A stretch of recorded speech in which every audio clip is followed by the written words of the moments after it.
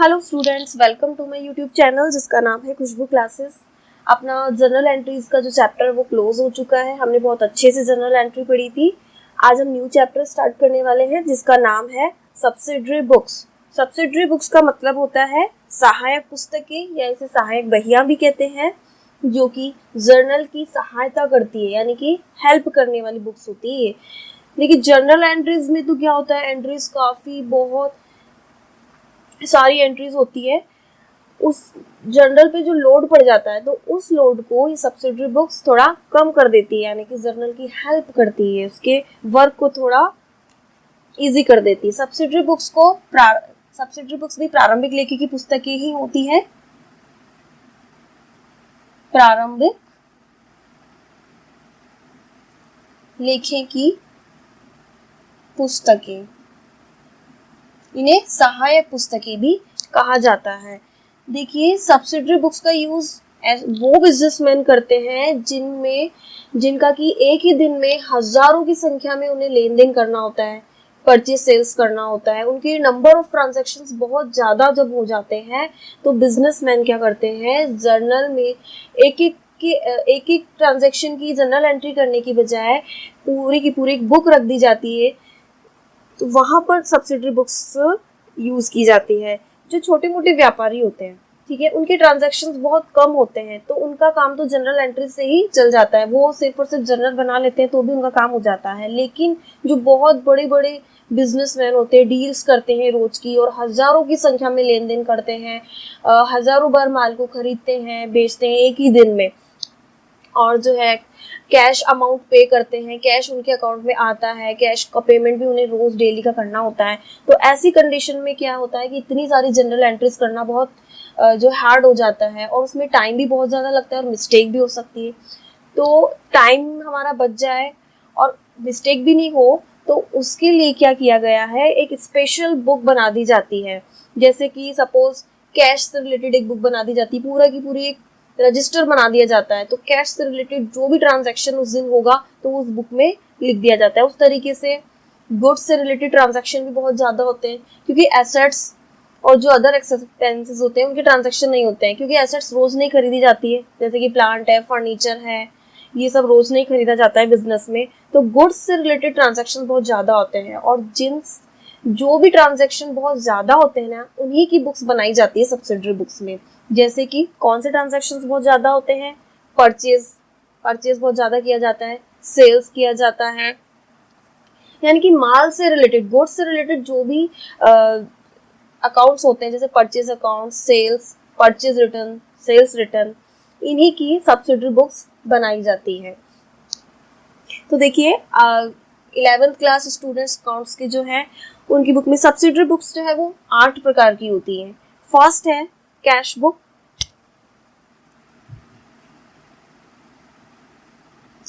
Cash book में cash से related जितने भी ट्रांजैक्शंस होते हैं उनका रिकॉर्ड रखा जाता है। जो भी पेमेंट रोज का किया है, माल अगर नगद में खरीदा है, नगद में बेचा है, कैश अमाउंट आ रहा है, हमने कितना पेमेंट, वो सारा कैश बुक में जो है रिकॉर्ड किया जाता है। सेकंड है परचेज बुक।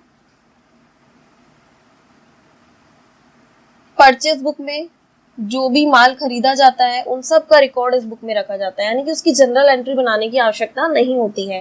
थर्ड है सेल्स बुक। जो भी सेल्स किया जाता है वो सारी एंट्रीज यहाँ रिकॉर्ड कर दी जाती है। उसके बाद है purchase return book. Purchase return book में जो भी परचेज किया हुआ माल हम रिटर्न करते हैं, परचेज रिटर्न बुक, उन सब ट्रांजैक्शंस की एंट्री इसमें कर दी जाती है, परचेज रिटर्न बुक। और इसके अलावा है सेल्स रिटर्न बुक। बेचा हुआ माल जब वापस रिटर्न आ जाता है सेलर के पास, सेल्स रिटर्न बुक, तो इस बुक में उसका रिकॉर्ड रखा जाता है। बिल्स रिसीवेबल, जब माल उधार खरीदा जाता है या उधार बेचा जाता है तो उस कंडीशन में क्रेडिटर्स और डेटर्स बन जाते हैं, कुछ बिल्स लिखे जाते हैं, तो ये उनसे रिलेटेड एंट्री होती है। देखिए बिल्स रिसीवेबल बुक्स जो होती हैं वो सभी बिजनेसमैन के द्वारा नहीं बनाई जाती है। जब इनसे रिलेटेड ट्रांजैक्शंस बहुत ज्यादा हो जाते हैं तभी ये बुक्स बनाई जाती है, बिल्स रिसीवेबल बुक। और एक और होता है bills payable book, bills payable books. वो बिजनेस पे डिपेंड करता है कि बिजनेस में कौन से ट्रांजैक्शंस ज्यादा हो रहे हैं। अगर परचेज और सेल्स के ट्रांजैक्शन ज्यादा हो रहे हैं तो बिजनेसमैन परचेज और सेल्स बुक बनाएगा। अगर परचेज रिटर्न और सेल्स रिटर्न बुक से रिलेटेड अगर ट्रांजैक्शन भी बहुत ज्यादा हो रहे हैं कि परचेज रिटर्न भी बहुत ज्यादा हो रहा है, सेल्स रिटर्न भी बहुत ज्यादा हो रहा है, उस कंडीशन में ही ये बुक्स बनाई जाती है। अगर मान लीजिए नंबर ऑफ ट्रांजैक्शंस इनके कम है, यानी कि इनसे संबंधित लेन देन बहुत कम हो रहा है, तो ऐसी कंडीशन में सेल्स रिटर्न बुक और परचेज रिटर्न बुक या फिर बिल रिसीवेबल और बिल पेएबल बुक नहीं बनाई जाती है। इन्हें तभी बनाया जाएगा जब इनसे संबंधित जो लेन देन है, जो ट्रांजैक्शंस है, बहुत ज्यादा होते हैं। और लास्ट है जर्नल प्रॉपर।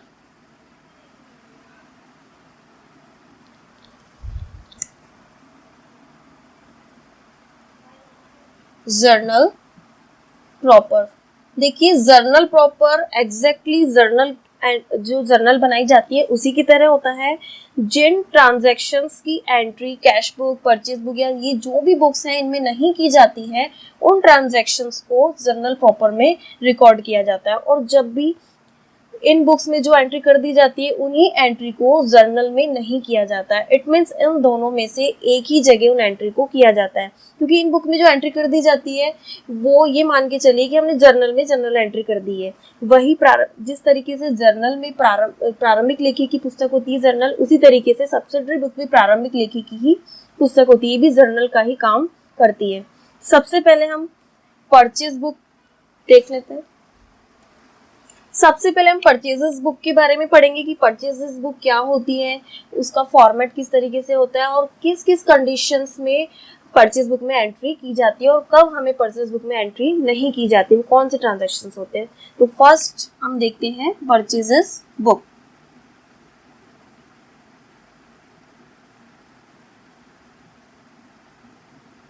परचेजेस बुक को क्रय बही भी कहते हैं।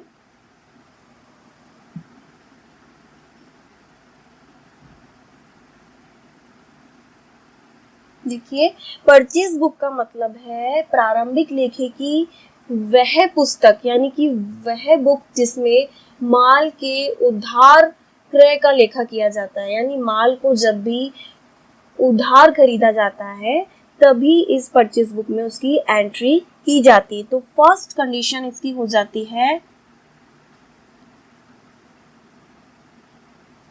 माल क्रय होने पर। माल का अर्थ होता है जिस भी चीज का बिजनेस किया जा रहा है, जैसे कि फर्नीचर का व्यापारी है तो वो अगर फर्नीचर खरीदता है, ठीक है, तो उसकी एंट्री परचेज बुक में की जाएगी। लेकिन अगर फर्नीचर का व्यापारी है और वो मान लीजिए मशीन खरीद के लाता है या स्टेशनरी खरीद के लाता है तो उसकी एंट्री परचेज बुक में नहीं की जाएगी। परचेज बुक में ओनली माल से रिलेटेड एंट्री ही की जाएगी, जिस चीज का बिजनेस किया जा रहा है, ठीक है। सेकंड कंडीशन है क्रेडिट परचेज, यानी उधार क्रय। जो माल परचेज किया जा रहा है अगर वो उधार खरीदा गया है तभी परचेज बुक में उसकी एंट्री की जाएगी। अगर मान लीजिए माल को नगद में खरीदा है, उसका कैश पेमेंट हो गया है, तो उसकी एंट्री यहाँ नहीं होगी, वो जाएगा कैश बुक में। तो सेकंड कंडीशन, माल को जब उधार खरीदा जाएगा तो ही परचेज बुक में एंट्री होगी। थर्ड, अगर हमने नगद में माल खरीदा है, नगद में या फिर चेक से हमने पेमेंट किया है, नगद या चेक में क्रय की एंट्री इसमें नहीं होगी, क्रय का लेखा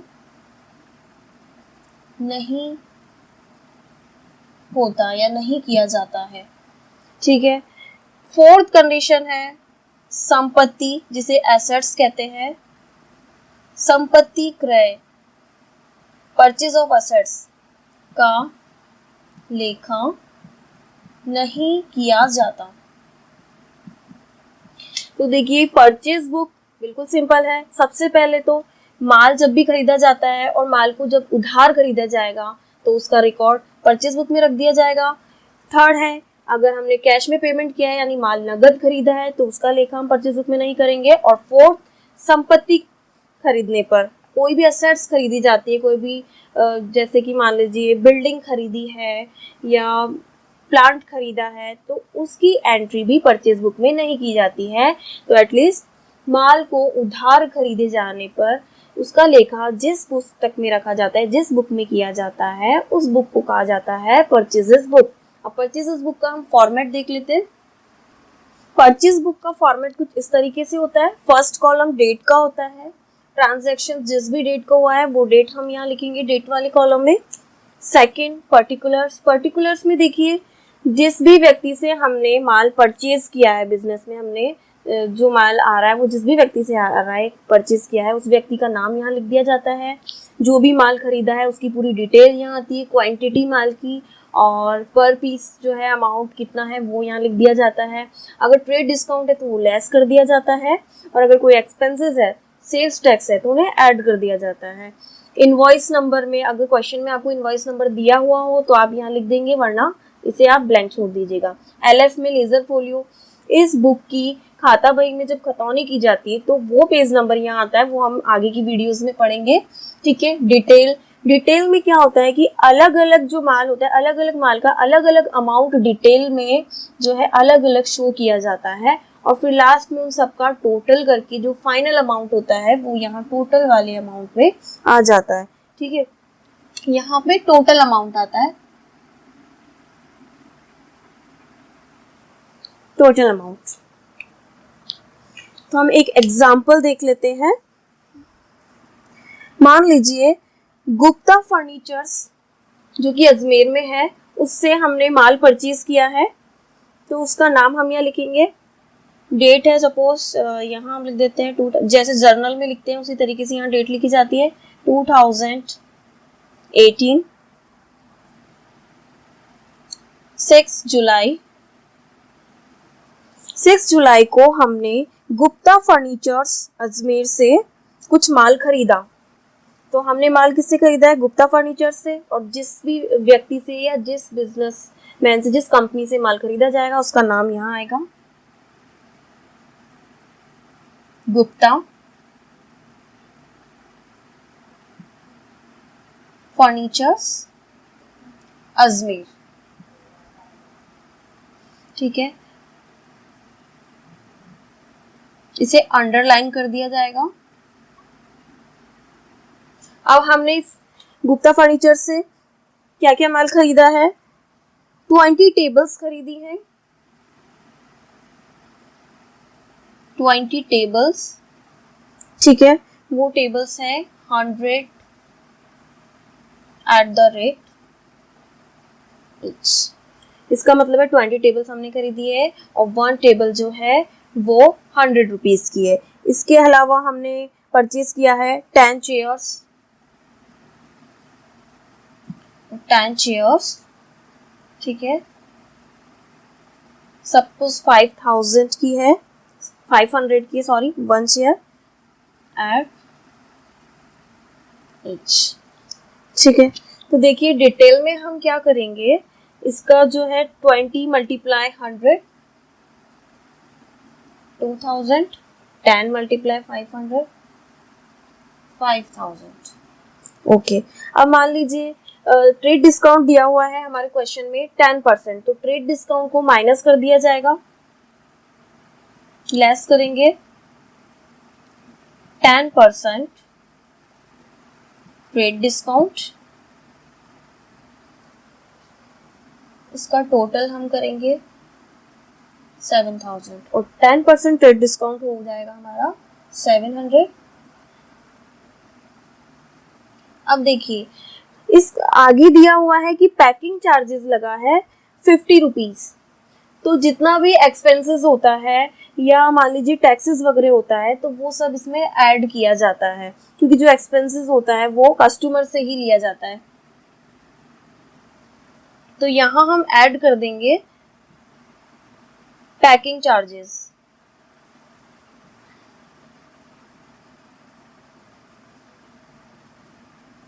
पैकिंग चार्जेस है 50 रुपीज का, वो हम यहाँ ऐड कर देंगे।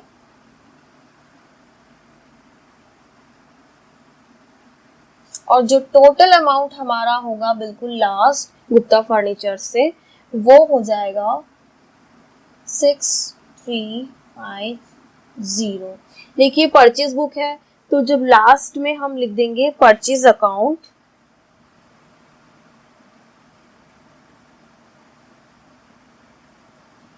परचेज अकाउंट हमेशा डेबिट किया जाता है, और जो भी फाइनल अमाउंट हमारा है गुप्ता फर्नीचर्स को लेकर के वो हो जाएगा 6350।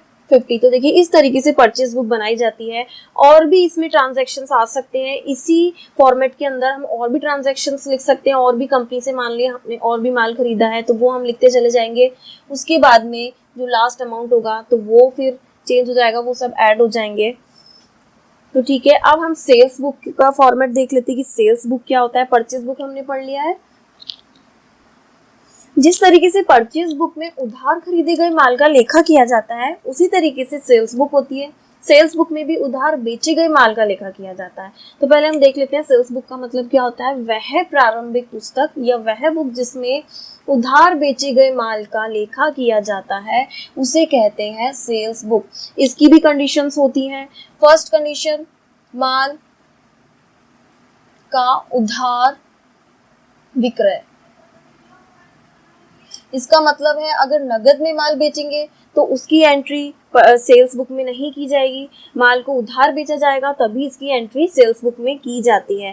तो यानी कि अगर कैश में माल बेचा जाता है, कैश सेल्स जब भी होती है तो उसकी एंट्री सेल्स बुक में नहीं होगी।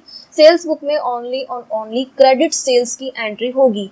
और जो सेल्स है वो माल का होना चाहिए, यानी कि एसेट्स अगर बेची जाती है तो उसकी एंट्री सेल्स बुक में नहीं होगी। या मान लीजिए एसेट्स उधार बेचिए, ठीक है, यहाँ मैं आपको बता देती हूँ। मान लीजिए एसेट्स उधार बेची तो इसकी एंट्री भी सेल्स बुक में नहीं होगी। अगर माल को नगद में बेचा तो इसकी एंट्री भी सेल्स बुक में नहीं होगी। ओनली और ओनली मेन जो हमें ये ध्यान में रखना है वो है क्रेडिट सेल्स, यानी कि उधार विक्रय किसका, गुड्स का, यानी कि माल का। उधार विक्रय होना चाहिए किसका, माल का। ये दो चीजें मोस्ट इंपॉर्टेंट है सेल्स बुक के लिए। जिस तरीके से परचेज बुक के लिए इंपॉर्टेंट था उस तरीके से। और अगर असेट्स को उधारी पे बेचा जाता है या फिर माल को नगद में बेचा जाता है उसकी एंट्री सेल्स बुक में नहीं की जाती है। तो अब एक एग्जांपल हम सेल्स बुक का देख लेते हैं।